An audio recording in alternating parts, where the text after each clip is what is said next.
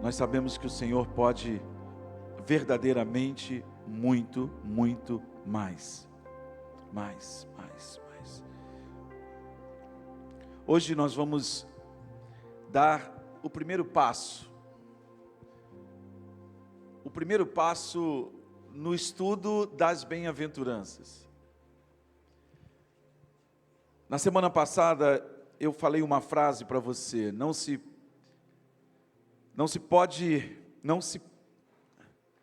perde de vista o bosque por causa da árvore. Nós passamos um dia, tem um R ali a mais, um dia, uma semana, olhando para o bosque. Uma semana na introdução deste grande sermão da montanha, observando muitos e muitos detalhes. E agora a gente pode olhar para a árvore. Agora a gente pode olhar para cada detalhe e contorno desse sermão, porque nós não vamos perder de vista todo o bosque. Eu quero convidar você a manter a sua Bíblia aberta em Mateus no capítulo 5, versículo 3. O texto diz assim: bem-aventurados os pobres em espírito, pois deles é o reino dos céus. Bem-aventurados os pobres de espírito, porque deles é o reino dos céus. O que será que Jesus, metricamente, começa as bem-aventuranças? Ele diz: mais do que felizes. Tem alguém aqui que é mais do que feliz? Diga amém. Será que você é pobre de espírito? Será que eu sou pobre de espírito? Será que nós estamos nessa condição? Será que as nossas vidas hoje preenchem os requisitos que são expostos por Jesus nessa palavra? Por que Jesus escolheu começar por essa bem-aventurança? Bem-aventurado os pobres de espírito, porque deles é o reino dos céus. Meus irmãos, nós precisamos entender algumas coisas a respeito dessas realidades espirituais, dessa bem-aventurança. Pobreza de espírito não se trata de condição financeira ou depressiva. Um homem pode nada possuir e ainda não ser pobre de espírito. Porque quando a gente ouve falar de humildade, de pobreza, a gente sempre pensa em aspectos econômicos e financeiros. E é esse desafio, ele se torna patente diante de nós. Por quê? Porque é assim que muitos foram ensinados, a serem humildes, a agirem com um sentimento de humildade, porque dessa forma eles alcançariam o reino. Pobreza de espírito também não é uma autoimagem negativa, na qual a baixa estima, introversão ou morbidez predominam. Novamente, o homem pode estar marcado com todas estas características e, contudo, não entender sobre o que Jesus quis dizer. Eu posso ir mais longe. Eu posso dizer a você dessa noite, na verdade, a pobreza material pode vir a endurecer o nosso orgulho. Nós podemos ser economicamente pobres, economicamente inviáveis, mas sermos orgulhosos nas nossas posições e nos nossos posicionamentos. Os católicos romanos consideraram essa passagem bíblica como a sua grande autoridade e base para o seu voto de pobreza voluntário. O patrono deles, nesse quesito, é São Francisco de Assis, e a opinião deles é que somente um indivíduo assim, e outros de sua categoria, é que se conformam aos requisitos dessa primeira bem-aventurança. Mas será que é isso?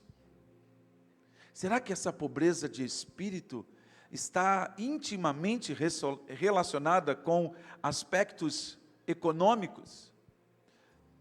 Jesus aqui está descrevendo uma pessoa que consegue, por ser pobre de espírito, olhar para a sua própria escravidão, a sua condição espiritual, e está consciente da dívida por conta de seus pecados. E sabe, em si mesma, está desamparada perante a presença de Deus. Eu não sei se você está começando a pensar comigo. Olha para essa palavra. Alguém que consegue olhar para si mesmo e diz: eu sou indigno. Eu sou uma pessoa não digna da presença de Deus. Não há em mim valor, não há em mim virtude, não há nada em mim que possa me servir de pré-requisito para que eu possa entrar na presença de Deus. É alguém que consegue realmente olhar para si mesmo e entender a sua condição. Paulo, quando ele escreve aos Romanos, ele deixa isso muito claro, quando ele nos diz no capítulo 3 de Romanos, nos versículos 10 e 12, não há nenhum justo, nenhum sequer, não há ninguém que entenda, ninguém que busque a Deus, todos se desviaram, tornaram-se juntamente inúteis, não há ninguém que faça o bem.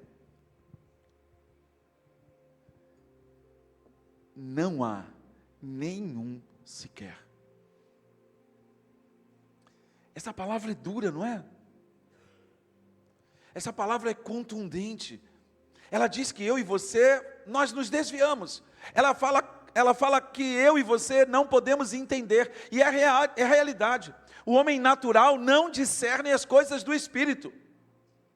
Para ele, elas parecem loucuras. Elas parecem algo absurdo, algo sem sentido. As pessoas perguntam muitas vezes a você: por que você vai a 2 cultos na semana? Por que você vai à igreja de manhã e vai à igreja de noite? Por que você ainda vai à igreja no meio da semana? Por que você está tão preocupada com uma vida de devoção espiritual? Basta você fazer uma oração, fica aí, entra no seu quarto, ora. É simples. Mas fica pior. Nesse mesmo capítulo, nos versículos 21, ele diz: mas agora se manifestou uma justiça que provém de Deus, independente da lei, da qual testemunham a lei e os profetas. Justiça de Deus mediante a fé em Jesus Cristo, para todos os que creem. Não há distinção, pois todos pecaram e estão destituídos da glória de Deus. Fala assim: o homem nesse tempo está perdido.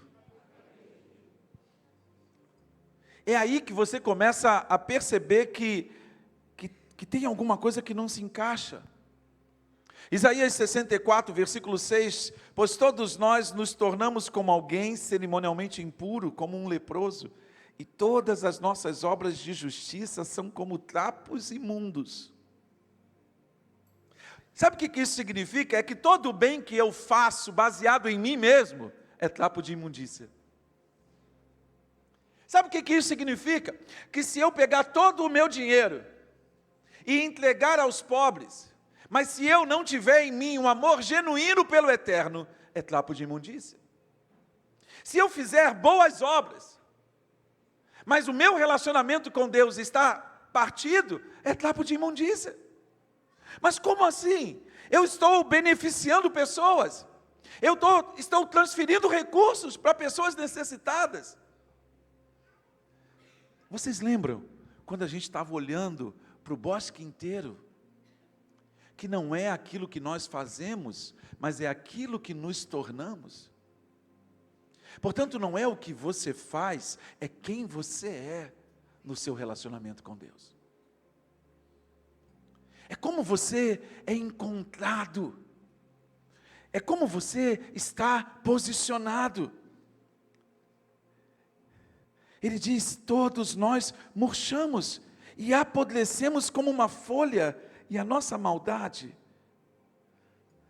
como o vento nos leva para longe, levando-nos para longe do favor de Deus, em direção à destruição. O que é ser pobre de espírito?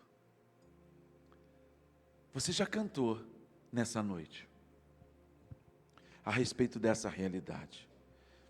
Anote aí, no seu bloco de notas.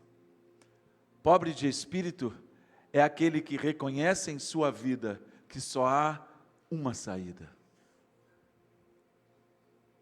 Pobre de espírito é aquele que reconhece em sua vida que só há uma saída: clamar por misericórdia e depender do Senhor. O cego Bartimeu nos dá uma aula de cátedra, porque quando ele viu Jesus, aliás, quando ele ouviu que Jesus estava vindo, ele começou a gritar: Jesus, filho de Davi, tem misericórdia de mim. Jesus, filho de Davi, tem misericórdia de mim. E é interessante, queridos, porque quando você se coloca nessa posição de clamar por misericórdia, e veja que eu não falei de graça, eu falei de misericórdia. Porque quando você clama por misericórdia, você está clamando numa outra categoria, porque o Eterno diz: terei misericórdia de quem me aprouver ter misericórdia. Terei compaixão de quem me aprouver ter compaixão. Então aí você começa a entender que é esse clamor desesperado que você tem, é que abre acesso às portas da graça.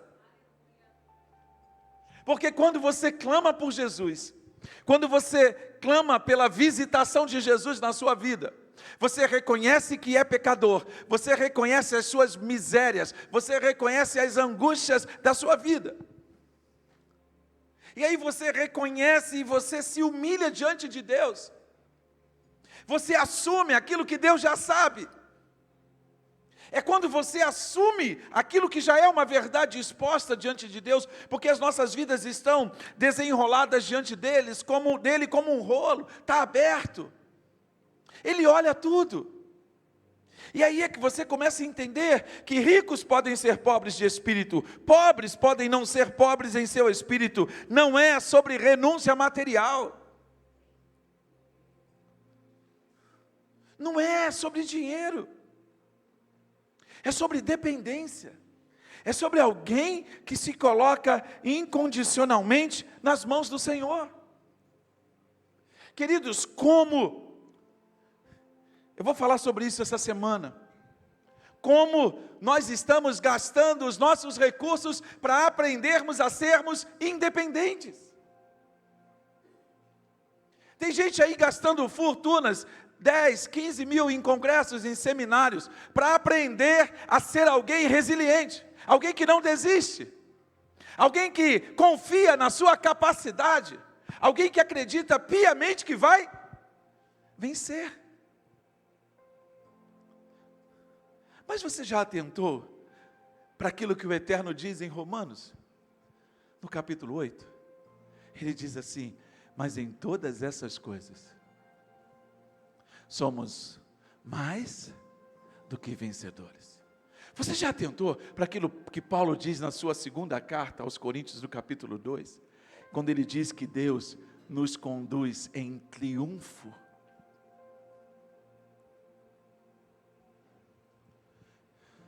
Qual é a vitória que vence o mundo, irmão? Qual é a vitória que vence o mundo, irmão? Qual é a vitória que vence o mundo? A nossa fé. É aí que você começa a entender as tensões e os conflitos.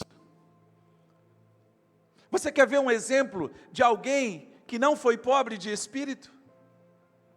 Mas alguém que nos ensina um caminho é o filho pródigo. Lucas 15, versículo 17. Quando ele sai de casa, ele sai arrogante e autoconfiante com a sua herança. Ele comete algo que não se faz. Preste atenção, eu quero ensinar algo para você nessa noite. Você não tem herança porque o seu pai está vivo.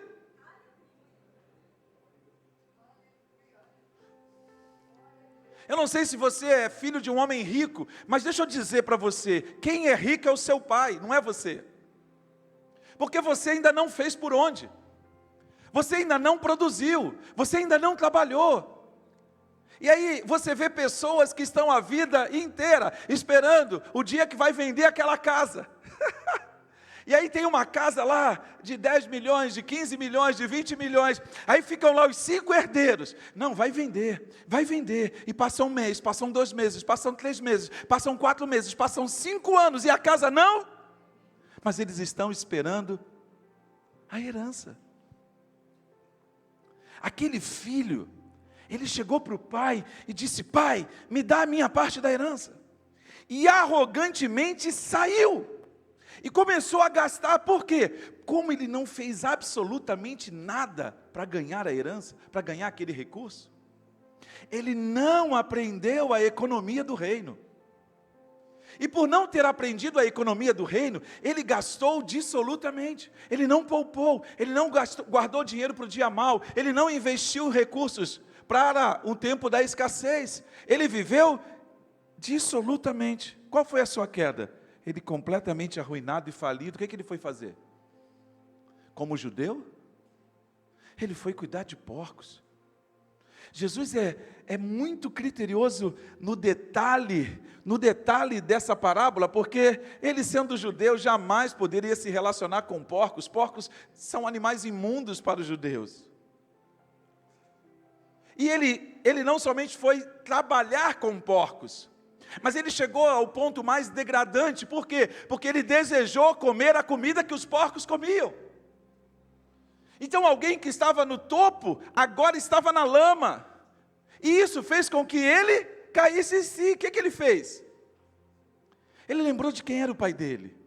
Ele disse: meu pai é um cara digno. Ele trata os empregados dele com honra. Sabe de uma coisa? Eu vou voltar para a casa do pai. Ele disse: eu vou voltar para o meu pai.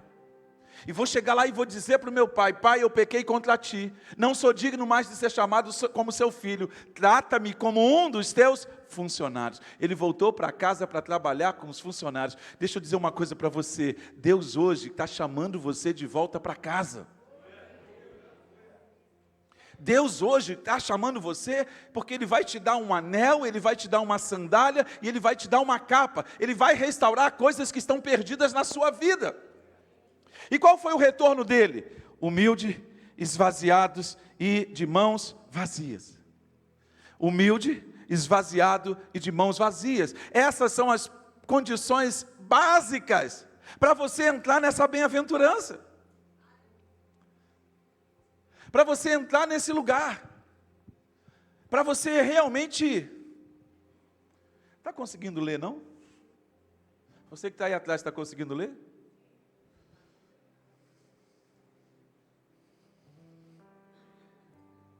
Preste atenção. Vou colocar algumas referências para você aqui. A primeira delas: o problema não é ter dinheiro, mas amá-lo. A segunda: tanto a pobreza quanto a riqueza podem afastar de Deus.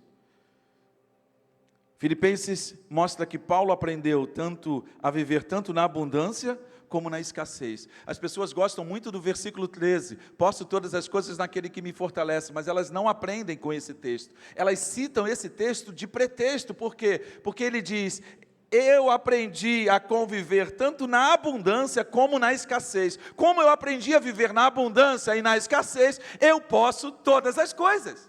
Ou seja, eu posso passar pela abundância, mas eu posso passar também pela escassez. Eu estou preparado para toda e qualquer situação. Romanos 12, versículo 3, não pense de si mesmo além do que convém pensar. Eu quase li esse texto hoje pela manhã na reflexão que nós estávamos fazendo. Nós precisamos entender essa realidade. Nós não podemos pensar de nós mesmos. A gente está vivendo um tempo de que as pessoas estão desesperadas para atrair os holofotes para si. Elas estão desesperadas para que a vida delas seja levada ao sucesso. Elas estão querendo vencer no mundo a qualquer custo. E aí a palavra vem e diz, olha, você não devia pensar de você além do que convém. Por quê? Porque o que nós somos? Um amontoado de células. Hoje a gente existe. E amanhã a gente não existe mais. Gálatas no capítulo 6, 3 vem. Se alguém cuida ser alguma coisa, não sendo nada, engana-se a si mesmo. Nós estamos vivendo um tempo, queridos, em que as pessoas tornaram-se presunçosas. As pessoas estão realmente crendo que elas estão no controle de todas as coisas. E elas repetem, repetem e repetem. Vai dar certo, vai dar certo, vai dar certo. Mas a vida do cristão não dá certo. A vida do cristão frutifica. E frutificar é completamente diferente de dar certo. Porque nós não vivemos por sorte ou azar. A gente não vive na sorte ou azar, a gente vive porque tem uma palavra para viver. Bem-aventurado aqueles que são pobres de espírito, porque deles é o reino dos céus. Então significa que pobreza de espírito é porta de acesso ao reino.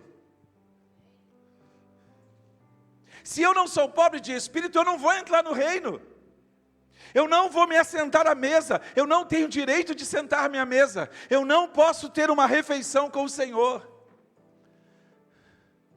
Aí você começa a entender que nós temos que sair desse lugar de acreditarmos em nós mesmos. Porque hoje a temática do mundo é: acredite em si mesmo, você pode, você é capaz, você vai conseguir, você vai chegar lá. Confie no Senhor de todo o seu coração e não te estribes, não te apoies, não suba no seu entendimento. É isso que esse texto de Provérbios diz. Você não vai confiar na sua capacidade. Você vai confiar na palavra que o Senhor te deu. Então por que você vai empreender? Porque o Senhor te deu uma palavra. E é nessa palavra que você se move todos os dias. Olha só, aqueles que confiam no Senhor renovarão as suas, correrão e não se caminharão. Voarão como águias. Por quê? Porque a força deles está no Senhor. Qual é a diferença? Eles confiam no Senhor. Então eles não precisam de palavra toda semana. Entenda. São essas pessoas que vivem buscando aquela mulher de oração, a irmãzinha do coque. Eles vivem buscando o pessoal da intercessão, porque Deus me deu uma palavra, tem 6 meses, mas ainda não aconteceu. Longanimidade é paciência, é saber esperar a hora do almoço, do lanche e do jantar, e a palavra se cumprir daqui a 2 anos, daqui a 3 anos. Sabe por quê? Porque aquele que prometeu é fiel. Aquele que prometeu é fiel. Então você vai perseverar, você vai marchar, você vai saltar muralhas, você vai avançar, você vai viver de toda a palavra que procede da boca de Deus. E a palavra que procede do Eterno não volta sem antes cumprir sobre a terra.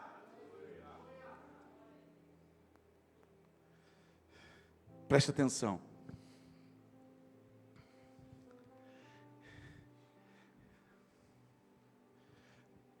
Nicolas, me arruma um outro copo ali, se tiver. Tomara que tenha. Obrigado. Preste atenção. Está vendo esse copo aqui? Está vendo aqui? Me dá mais uma garrafa de água aí. Acabou? Tem aí? Isso. Tem mais um pouquinho aqui.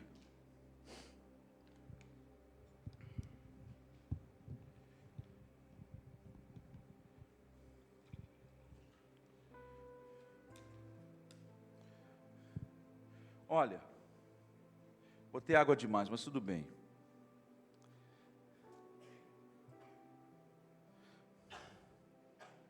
Ó, para que você receba uma transferência de unção, para que você receba uma capacitação do Espírito Santo, você precisa primeiro, não podemos ser cheios enquanto não formos esvaziados. Então você se esvazia, aí ele vem e te enche. Aí o que você faz? Você aumenta o espaço na sua vida, e você se esvazia de novo, e ele te enche mais. Nós não podemos ser cheios enquanto não formos esvaziados. Você quer mais de Deus? Quem quer mais de Deus aí? Então você tem que ser esvaziado. Esvaziado de si mesmo, esvaziado da sua autoconfiança, esvaziado do seu orgulho, da sua presunção, da sua vaidade, de achar que você é alguma coisa, de que você é a... eu sou a menina dos olhos de Deus. Você é trouxa, rapaz. Porque Deus não tem filhos prediletos.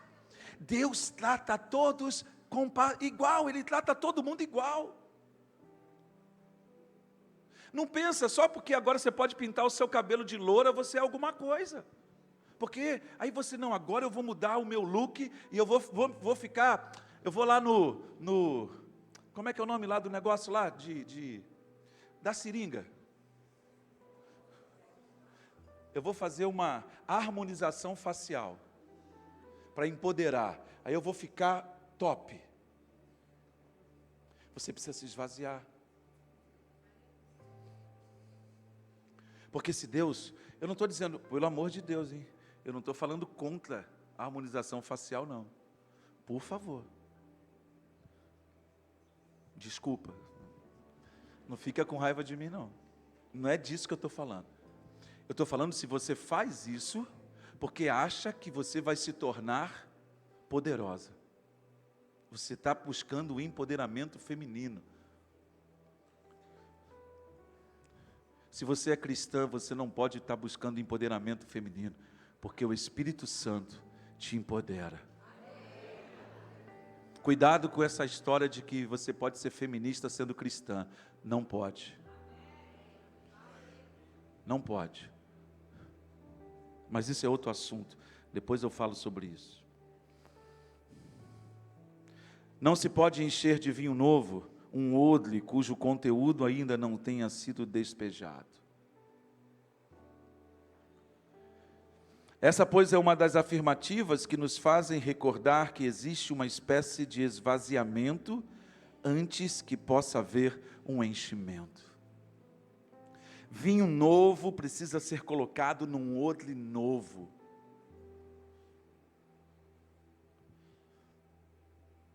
Eu lembrei aqui, eu estava orando e eu falei com Deus de algo que eu vivi lá em 2002. Lá em 2002.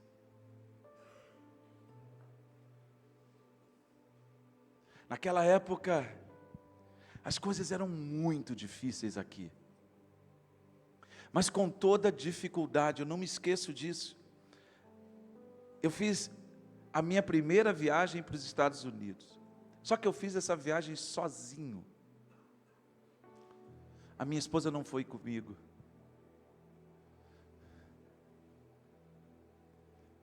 E eu viajei. Eu tinha $500.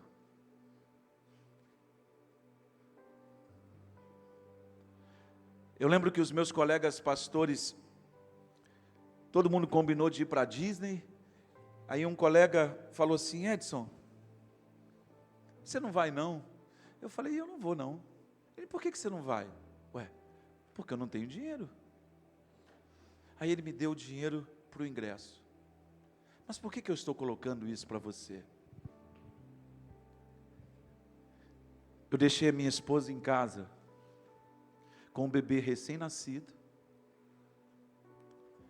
sem ar-condicionado, e aquele tempo era um calor desesperador, aquelas casas da Verome com teto baixo.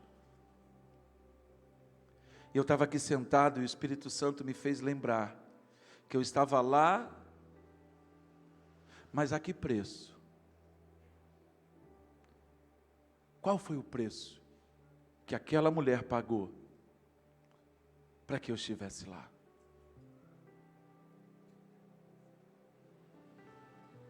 E aí você começa a entender que você tem que abrir mão de algumas coisas. Nenhum casamento é restaurado se não houver quebrantamento de verdade. Talvez você, como marido, está precisando ser esvaziado do seu orgulho e da sua prepotência, porque você acha que é alguma coisa, mas você não é nada. Você talvez não seja conhecido no céu, e a gente não está entendendo o que Deus quer fazer com as nossas famílias. A gente não está entendendo o que Deus quer quebrar dentro de nós. Como Deus quer tratar com a gente. Como Deus quer conduzir as nossas vidas. Por quê? Porque o Evangelho sempre exibe essas duas facetas. Há um derribamento, há um derrubar e há também uma edificação. Preste atenção nisso, não tem como construir se não derrubar primeiro. Nós precisamos entender, queridos.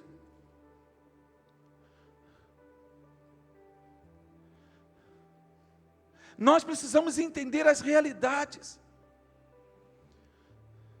Deus está chamando a gente para um lugar de quebrantamento, por quê? Porque Simeão estava com Jesus no colo, declarou Simeão: eis que este é posto para a queda e elevação de muitos. O aniquilamento vem antes da elevação, portanto, faz parte essencial do Evangelho, o fato que a convicção de pecado sempre deve anteceder a conversão.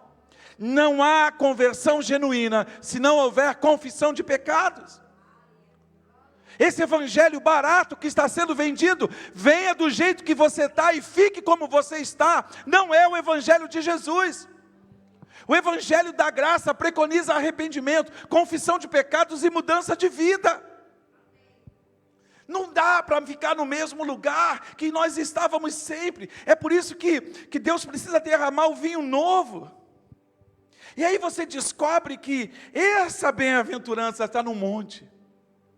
Você tem que subir a montanha para alcançá-la. Por quê? Porque é na subida da montanha que você vai sendo quebrantado. É na subida da montanha que você vai sendo esvaziado de si mesmo. É na subida da montanha que Deus pega a sua vida e quebra você.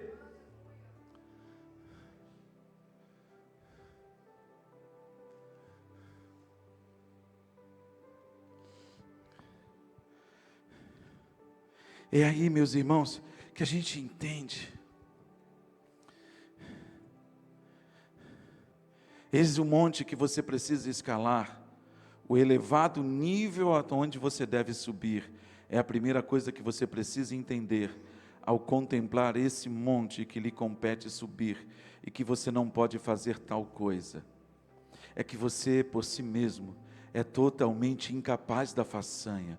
E qualquer tentativa nessa direção tão somente serve de prova inequívoca de que você ainda não compreendeu o espírito desse sermão. Tem algumas pessoas aqui, tem algumas pessoas que estão em casa agora, sabe por quê? Porque são crentes sozinhas. Abandonaram a comunhão da igreja local.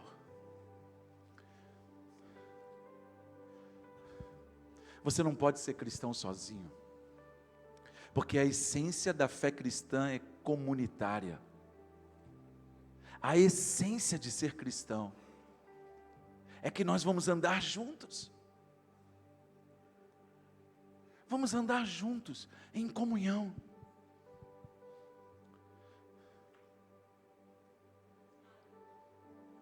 E aí muda. Você me conhece? Eu testemunhei de manhã que eu fui numa festa de aniversário e fiquei a tarde toda. Quantas festas de aniversário eu fui e eu não fiquei? Festa de criança. Festa de criança. Aí o Espírito Santo vem, a minha esposa querida fala assim: posso confirmar que a gente vai na festa? Aí eu paro assim alguns segundos, eu falo assim: pode. Mas tem que comprar presente. E não foi ela que falou, fui eu.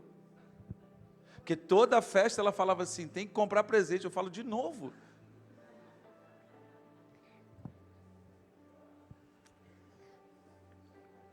Não tem como subir a montanha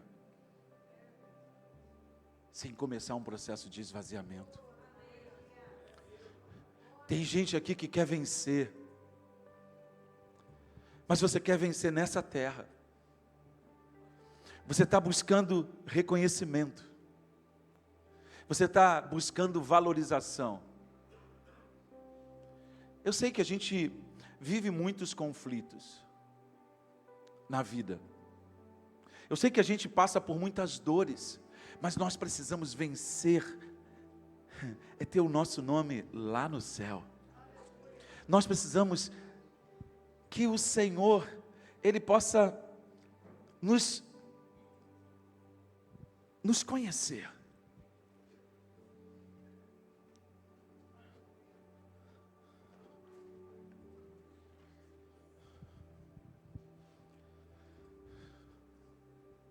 É aí que a gente entende uma realidade. Ninguém, põe lá, Vinícius, necessariamente, essa é uma das primeiras bem-aventuranças: ninguém pode entrar no reino, a menos que seja pobre de espírito. Não sobe, não entra. Você não é conhecido no céu se você não for esvaziado na terra.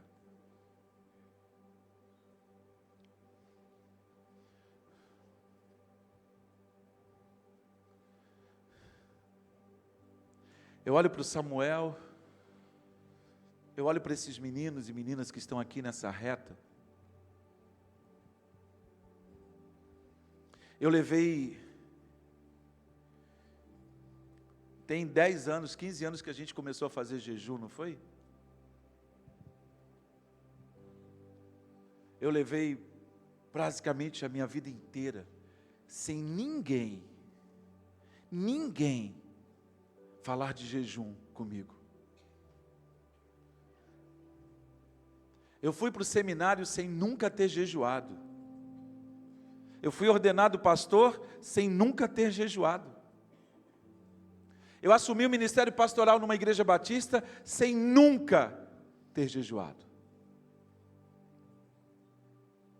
Aí você olha para esses garotos aqui, para aquelas meninas ali, para aquelas ali, para esses jovens que estão aqui.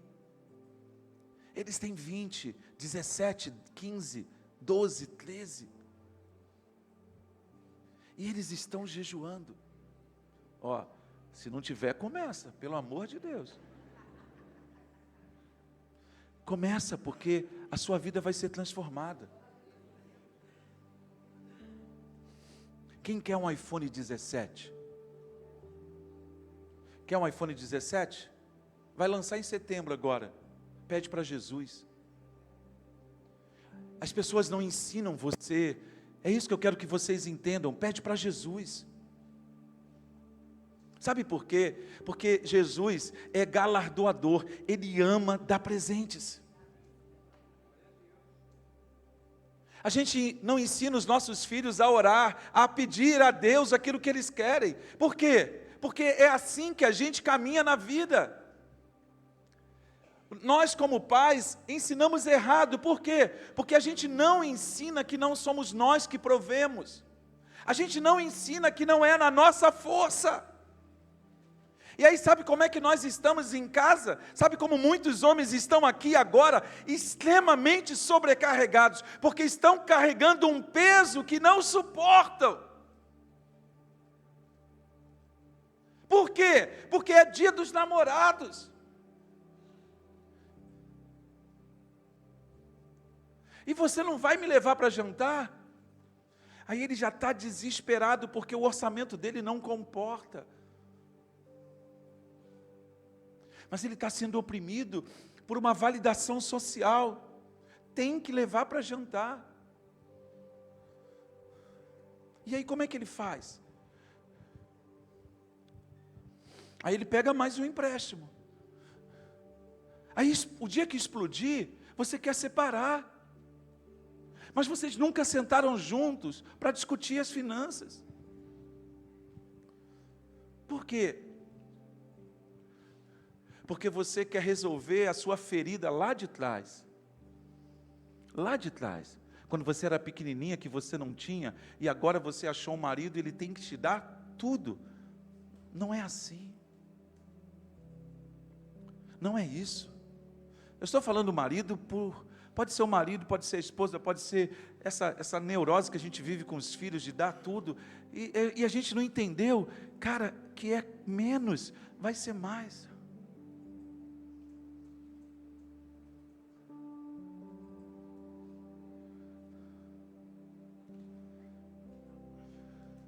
E aí, como é que faz? Você viu a minha foto lá no meu Instagram? Do presente que eu dei para minha esposa? Você viu lá a foto da flor? Não viu. Sabe por quê? Porque eu não estou vivendo ao vivo. Eu estou vivendo com ela. Viva menos ao vivo, meu irmão. Exponha-se menos.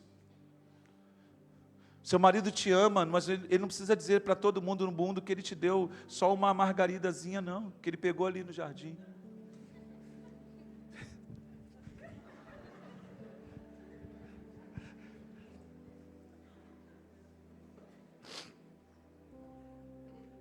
Não é, papato?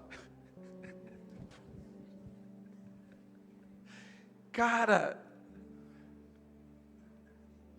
a vida é tão leve para aqueles que são pobres de espírito. A vida é tão despojada. A vida é tão mais fácil para aqueles que sobem a montanha e se deixam tocar pela presença de Jesus e são esvaziados. Sabe, a gente é esvaziado dos nossos medos, a gente é esvaziado das nossas angústias, a gente é esvaziado dessa pressão, por quê? Porque nós somos vencedores. Você venceu essa semana porque Jesus te deu vida, então agradeça a Deus porque você está vivo. Amanhã, se você acordar, glorifica a Deus. Quando você for chegar em casa, abrace a sua família, abrace os seus filhos, porque você está voltando para casa. Você nunca sabe qual será o seu último abraço. Você nunca sabe quando vai ser o seu último beijo. Você nunca sabe quando vai ser o seu último boa noite. Então esvazie-se. Esvazie-se. Desce do salto alto. Calça a sandália da humildade e entra na escola do quebrantamento. Por quê? O último, Vinícius. O Evangelho de Cristo condena o pecador antes de libertá-lo. Não tem jeito.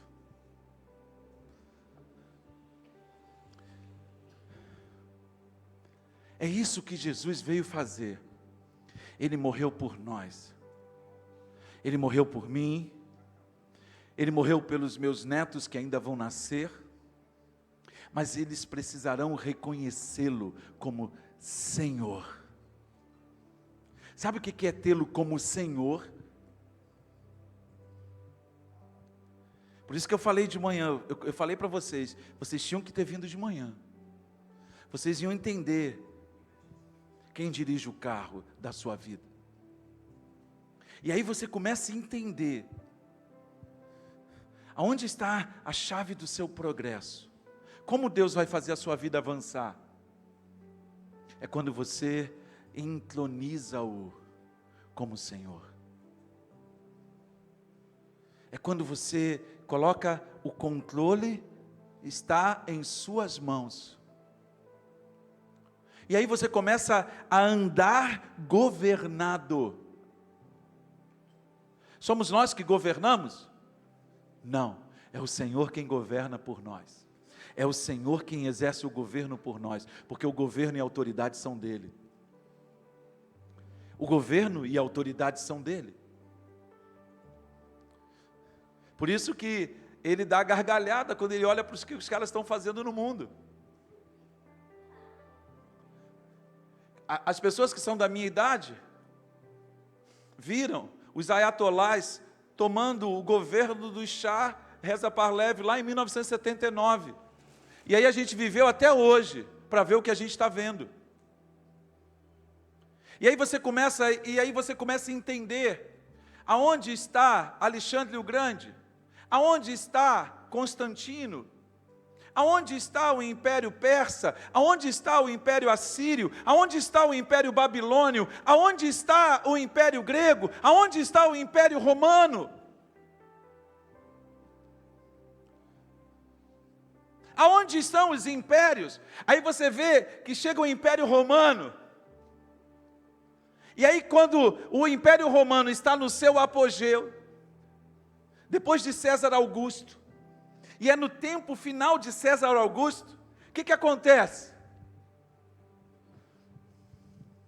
O Verbo se faz carne e habita entre nós, e vimos a sua glória como a glória do unigênito do Pai.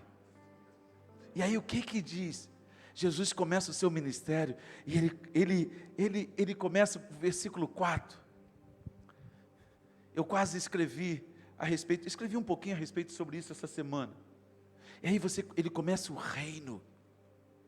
E ele fala, o tempo está cumprido, e é chegado a vós o reino dos céus.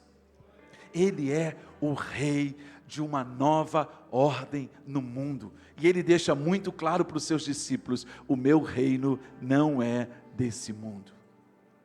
Ele inaugura um reino.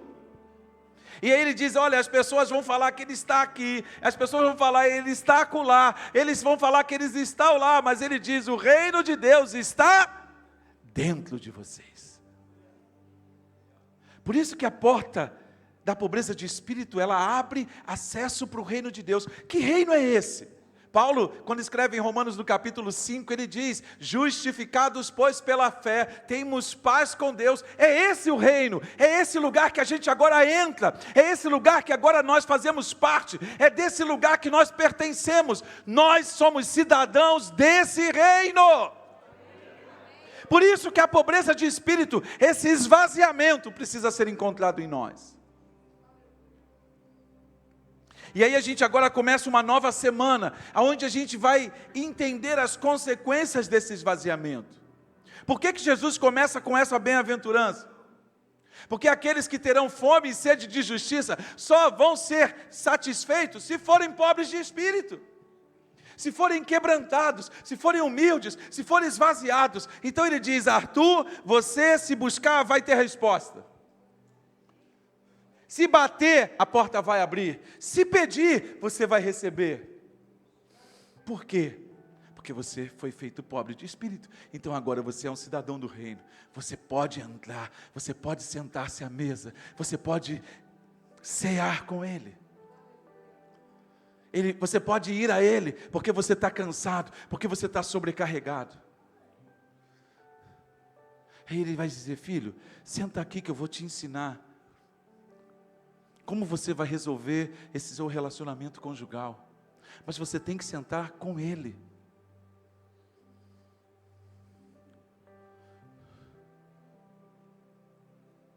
Você vai sentar com Ele. E aí você vai descobrir o banquete, que está no lugar da presença. Que está no lugar da abundância de pão. Você vai comer uma fina refeição.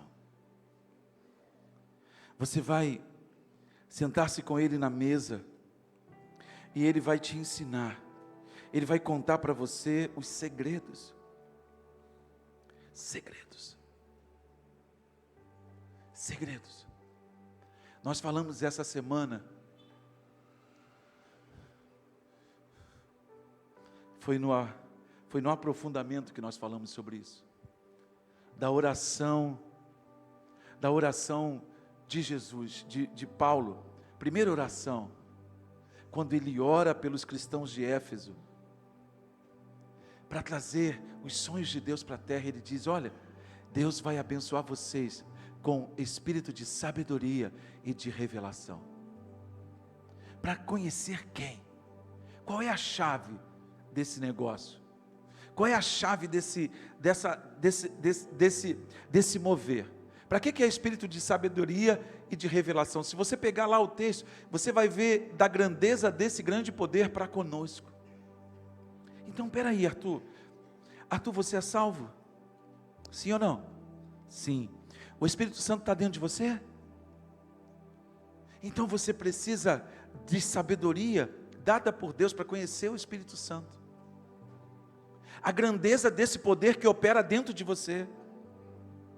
E quanto mais você conhecer o Espírito Santo, lá no capítulo 3, no versículo 20, sabe o que ele diz, Arthur? Ele diz que Ele é poderoso para fazer infinitamente mais do que tudo o que pensamos, segundo o poder que opera em você. Então, Arthur, sabe o que isso significa? Que não tem limites para você. Se você começar a se mover em Deus, Deus vai te dar espírito de sabedoria e de revelação, e Ele vai te levar para o próximo nível, para o outro nível, para o outro nível, e daqui a pouco Ele vai conduzir a sua vida por lugares que você jamais sonhou em entrar. Entendeu? Porque no versículo 9, Arthur, eu estou falando com o Arthur, mas eu estou falando com todo mundo. No versículo 9, de 1 Coríntios, no capítulo 2, no versículo 9, ele diz: nem olho nenhum viu, ouvido nenhum ouviu, ninguém imaginou o que Deus tem preparado para aqueles que o amam. Mas olha o que ele diz no versículo 10, que é a chave. Ele diz: mas Deus nos revelou por meio do Espírito. Está onde, Irá? Está dentro de você. Está dentro de você, Luiz. Está dentro de você. Está dentro de você, irmão. Está dentro de você. Está dentro de você, menor. Também, você tem que se converter primeiro. Tem que se converter. Está pensando que é porque é criança, o Espírito está? Não. Tem que se converter. E aí você entende? Quem está pronto para começar? Quem está pronto para começar? Por quê? Porque talvez você hoje reconheça que você não se encontra nessa condição. Você reconheça que você está fora da comunhão de uma igreja local. Então para de ser crente beija-flor. Vai ali, vai aqui, vai lá, decida-se.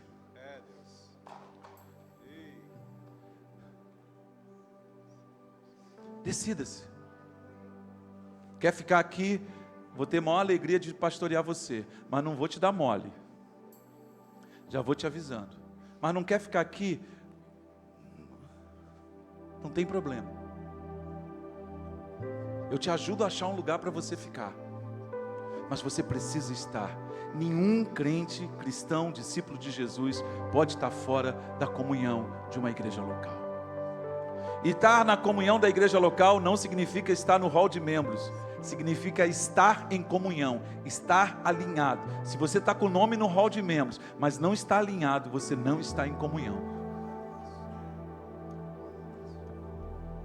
Então você precisa achar um lugar onde você entre em comunhão. Se é aqui, vamos avançar. Se não é aqui, avance, ache esse lugar rápido, porque Deus tem pressa que a sua vida frutifique. Então Deus está chamando a gente para um arrependimento genuíno. Você precisa entregar sua vida para Jesus hoje. Faça isso hoje. Você precisa começar o jejum. Comece agora, comece hoje. Entra no grupo. Quando eu chegar em casa, eu vou colocar tudo que você precisa para essa semana, para começar. Se eu não colocar agora, eu coloco amanhã de manhã.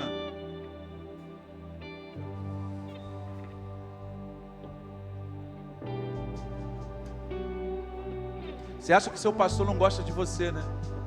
Por que você acha que eu coloco para você a devocional meia-noite? É porque você aí é daqueles que acorda 3 horas da manhã, 4 horas da manhã, quer buscar, fica como é que é? Maratonando a noite na presença do Senhor. Aí eu podia ser legal, podia botar 8 horas da manhã para você acordar às 4. Cadê o devocional? Não, quando você acorda às 4, já está lá para você. Mas não é automático não, gente. Não tem automatização para botar meia-noite o negócio não. Eu tenho que ficar esperando. A minha mulher falou assim: você tem que ficar esperando meia-noite para todo dia para botar esse negócio no coisa? Aí eu falei para ela: é porque tem esses irmãos aí que gostam de ficar na madrugada.